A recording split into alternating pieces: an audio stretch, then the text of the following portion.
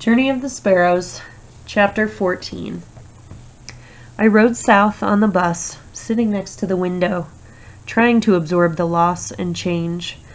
At first, all I saw was city, brick buildings crowded together and people cast in shadows even though the sun was shining. My chest felt tight, and thinking of Mama, I closed my eyes in pain. I slept for a short time and woke suddenly. The angle of light had changed in the window, and I saw the reflection of my face. The childhood smoothness of my cheeks and chin had vanished, and I saw a woman with dark shadows beneath her eyes. I remembered Julia beneath the shadow of amate leaves at home, taking a break with me from the fields. She drank from the tecomate, handed it to me, and arched her head back so her hair fell free from her shoulders. She stayed stretched back like that while I drank also. Then she straightened her back, swept her hair forward and across one shoulder, and she smiled at me. In the bus, I pulled my hair over my right shoulder and looked into my eyes in the window. They were as dark as a well. And at their center, I saw a shadow of Dona Elena. May God bless us and keep us, I said to myself. The buildings now were farther apart as the bus droned on, and stretches of yellow-green grass became common. I saw new leaves on trees that we passed, and the grass and branches rippled with the wind. Hearing soft snoring from the woman next to me, I glanced at her. Her dark lips hissed like a kitten in her sleep.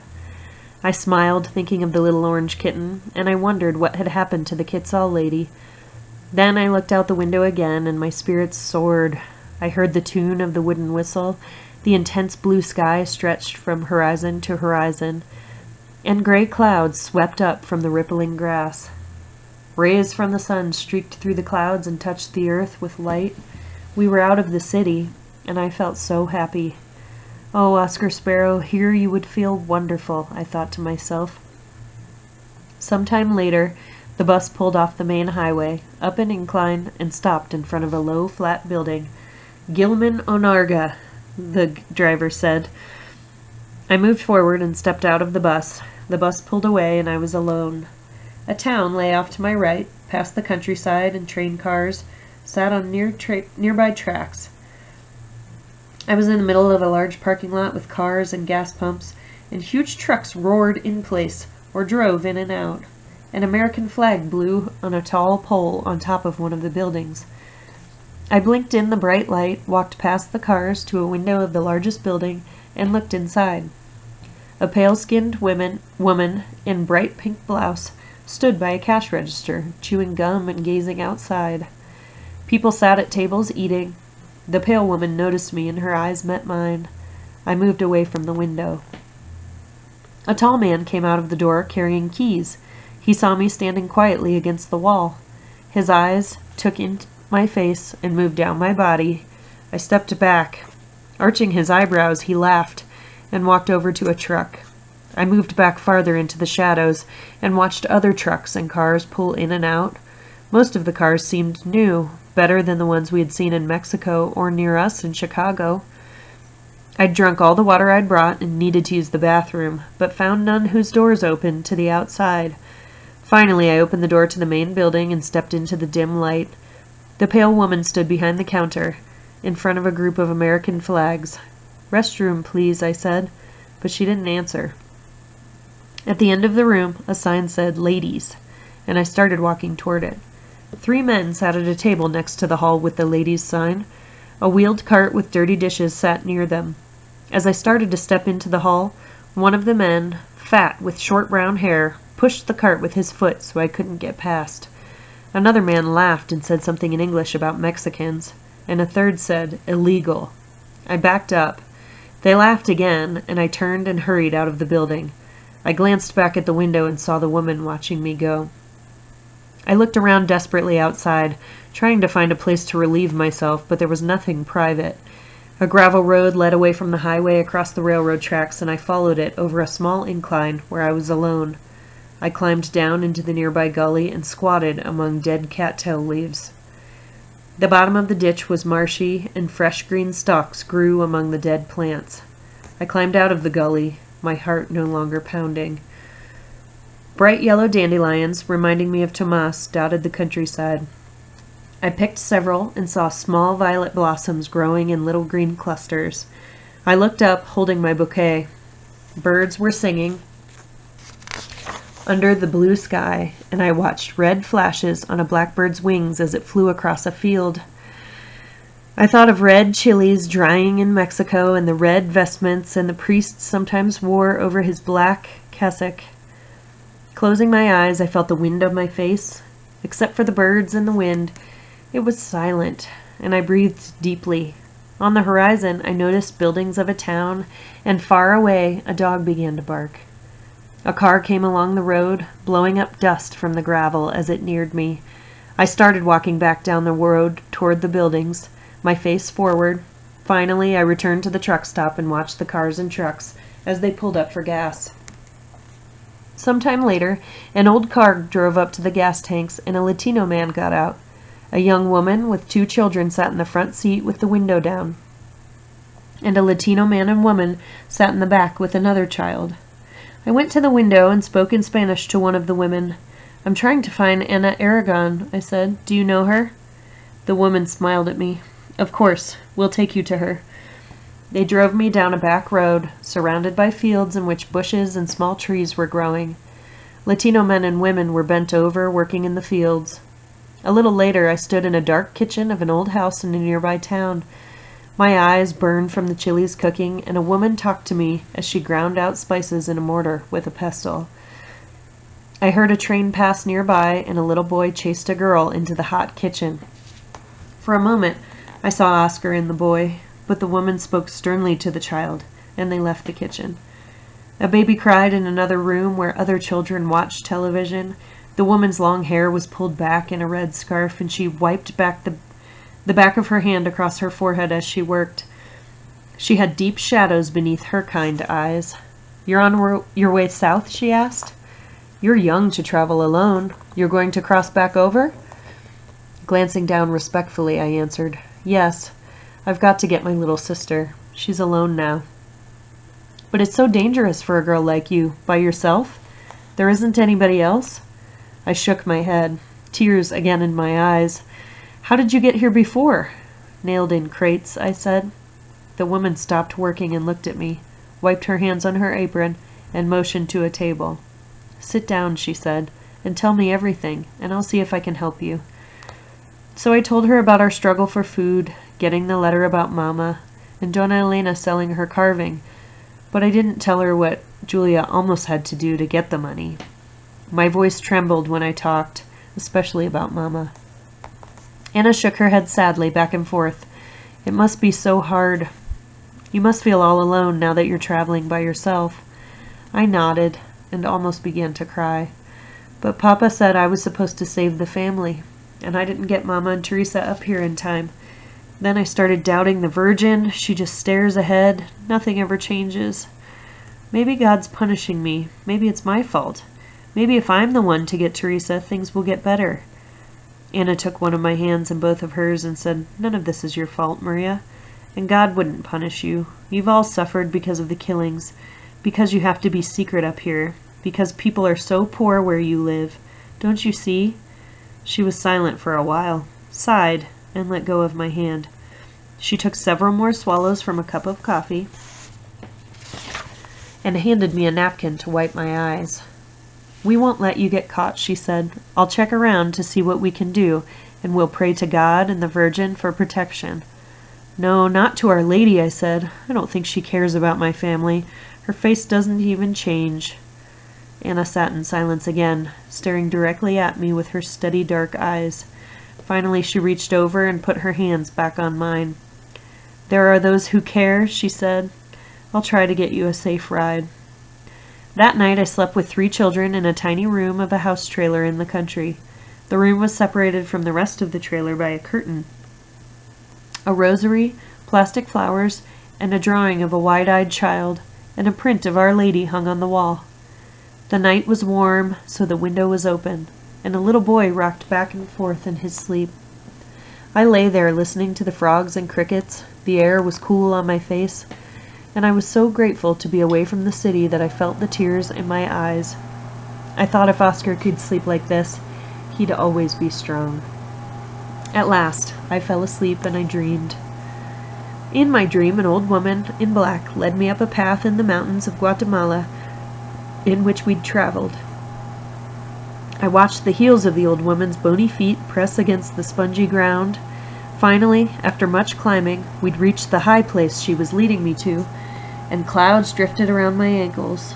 I looked down across the green of the mountains, past the places where we had hidden, past an empty village where we had found bodies of Indians. The old woman turned and faced me. Now she was draped in white and blue, like the Virgin. I drew back in pain, but couldn't turn from her, and I saw great wild quetzals in the centers of her eyes. The quetzals flew toward me, lifting their wings slowly up and down, soaring forward.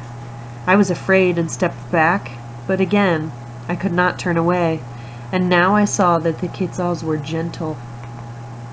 Dizzy, I closed my eyes. When I opened them, the old woman's face was back in focus.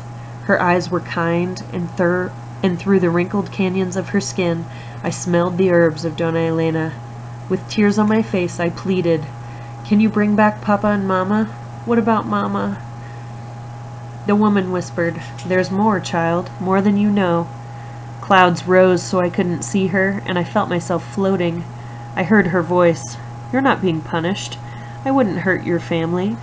"Then why? Why? Why?" I sobbed, my face in my hands.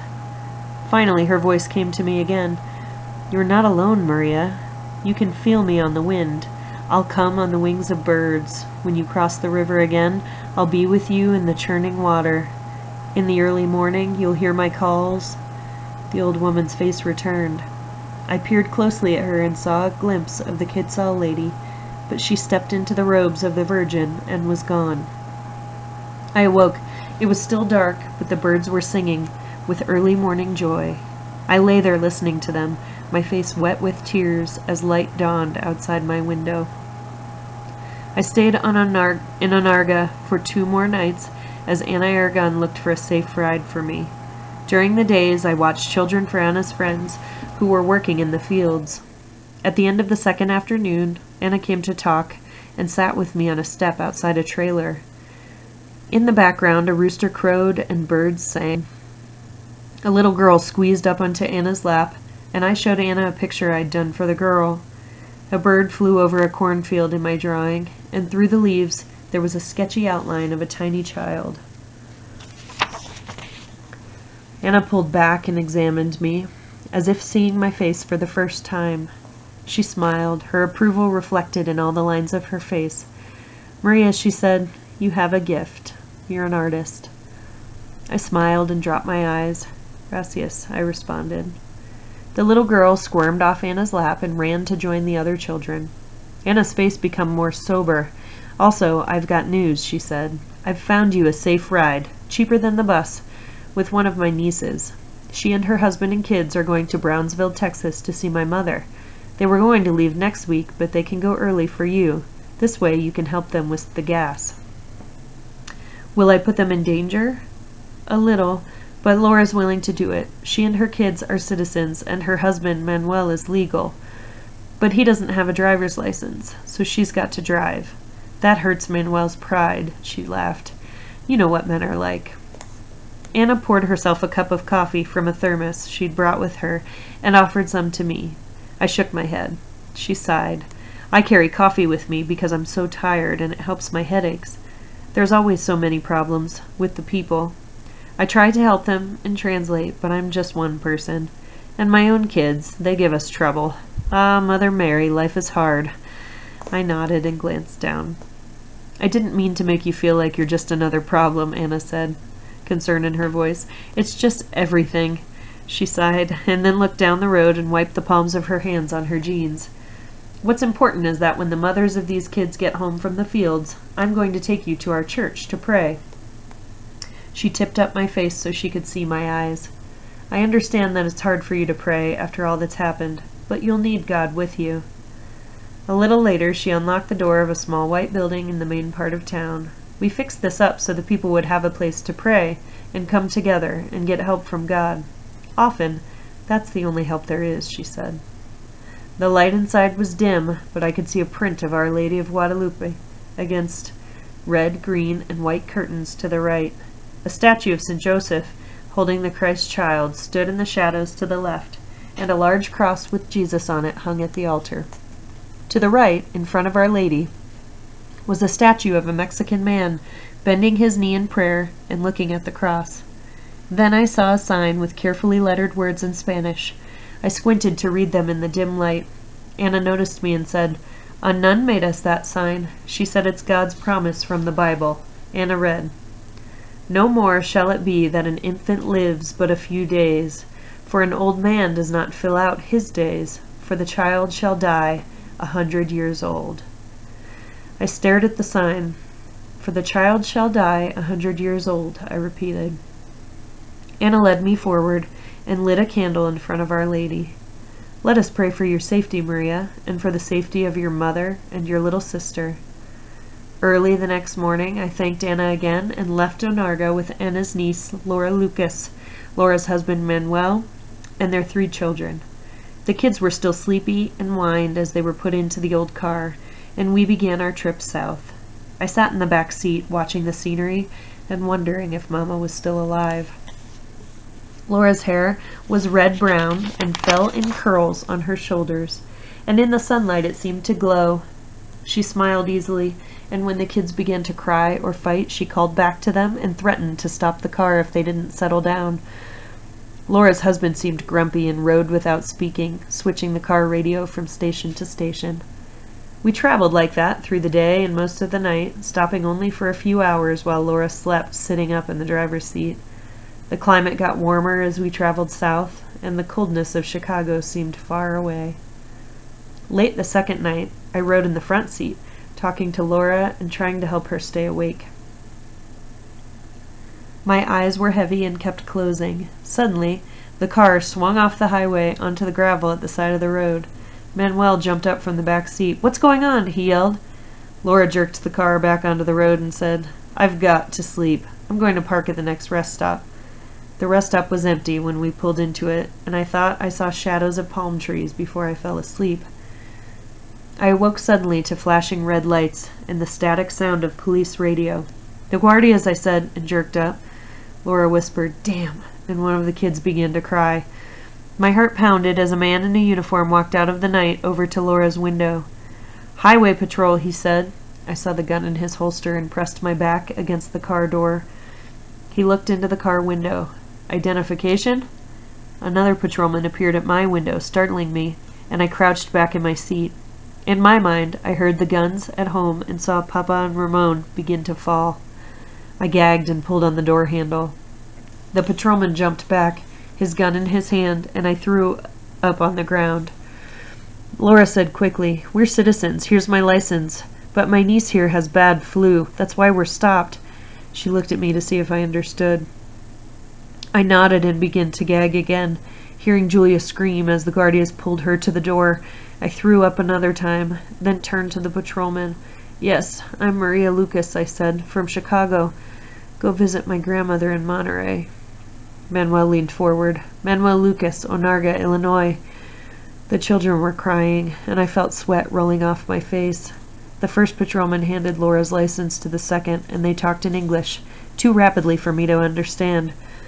Finally, the first patrolman handed Laura's license back to her, and I understood the words. "Rest, then go on." "God damn," Manuel whispered as the patrolman walked back to their car.